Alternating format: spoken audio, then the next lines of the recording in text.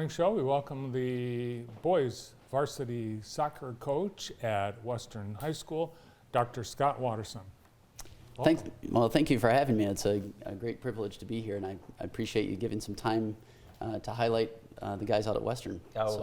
Certainly well deserving this year. It's the year's still going on, so we want to keep that focus, right? Exactly, right. Yeah, we talk about it in the present, and and not in the past. It's in the present for sure. So I was impressed. I keep telling people I don't think Country Day's ever come here in any sport and left with a loss. So I don't know that that's happened. That has to be a great win, cap off the 16-0 year. A powerhouse like Country Day heading into the playoffs. Yeah, if your stat is correct, and I don't know that, but let's go with it because what a great thing to be able to say that we were the ones to do it. And I know some of the guys that play at Country Day that play with our younger son in club, and so it was kind of a fun night as well to be able to see some of those interactions. Yeah. But what a great win for our guys to be able to pull that off and just cap off a great season, regular season. So.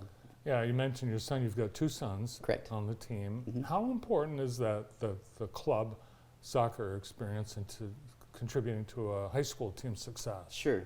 A lot of people would say that it needs to be paramount for a high school team to have success like that. I would say that maybe 40% of our team does not play club soccer any longer. Maybe they did when they were younger, but now that they're in high school, they're not doing that.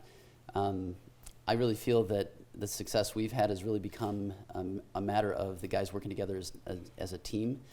They're friends, and so that helps, right? They're not coming from all sorts of different perspectives, and just being able to bring them together and play as a unit is really the challenge, I think, for high school coaches.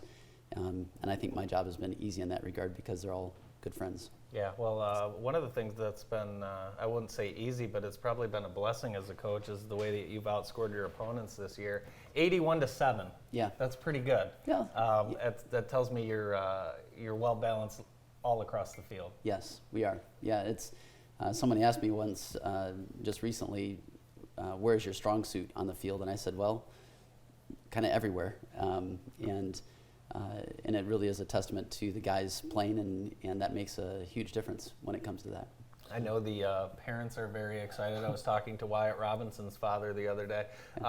This is great for the community. Everyone's excited. Talk a little bit about some of the athletes on the team and how long you've had them. Yeah. Well, let's talk about Wyatt first. I understand that we need to talk about him, so that's good. We have to. He's a great kid.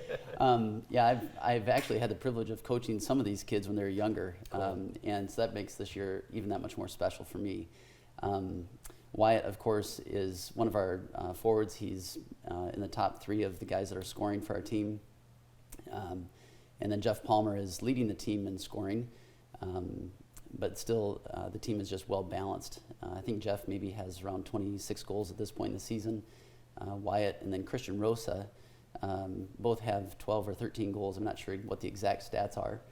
And then our midfielders are a great group of guys. They play well together.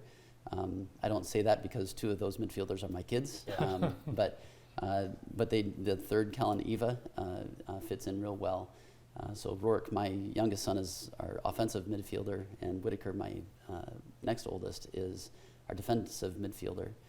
And in the back line, Silas Faldy, Barrett Warner, Luke Nally, and Quentin Eva draw out the back line. And then our goalies, we have 2 that share time in the net equally, Peter Gansel and Aiden Barrett, sorry. Cool.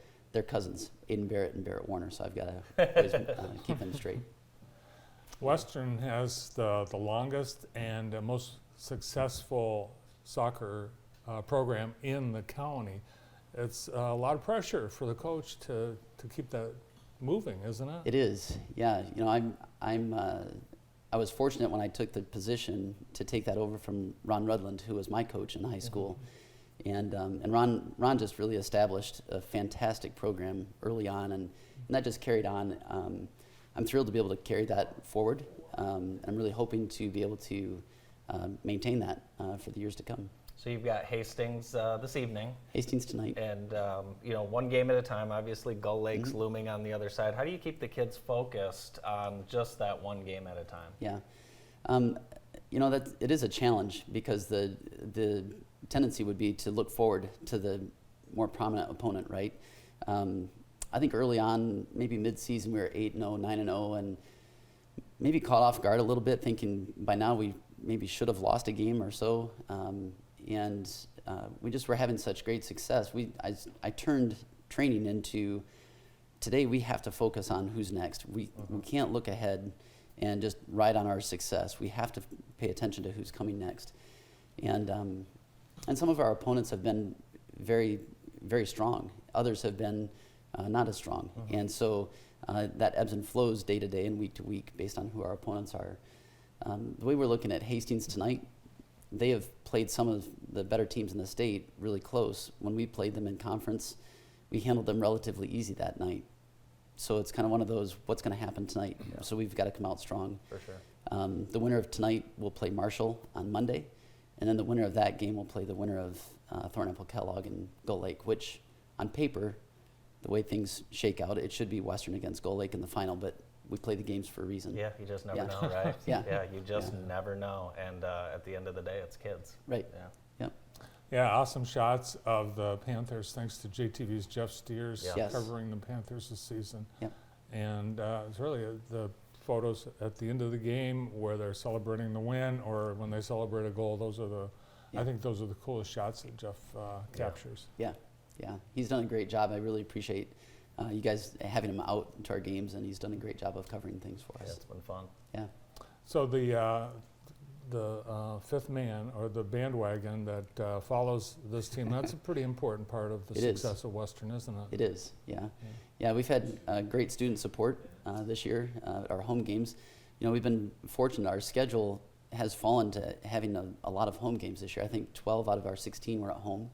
And then tonight will be our 13th game. So what a great thing for a student body to be able to come out and support, whether they're involved in other activities, other sports. They can come after practices or just students that are coming to be there. Yeah. So, and families are great supporting, and as the season has drawn on, the community is coming out more and more too. Yeah. We've had some pretty big crowds lately. So Yeah, it's been good. well, whatever happens, you can't take away that undefeated regular season. Correct. That's never happened before. But Yeah. certainly wish you guys luck. Want you to take it all the way. Thank you very much. Yeah, appreciate it. We'll keep following the Panthers, and Right. of course you can follow high school sports and the Western Panthers right here on JTV and JTV.tv. The boys varsity soccer coach at Western High School, Dr. Scott Watterson.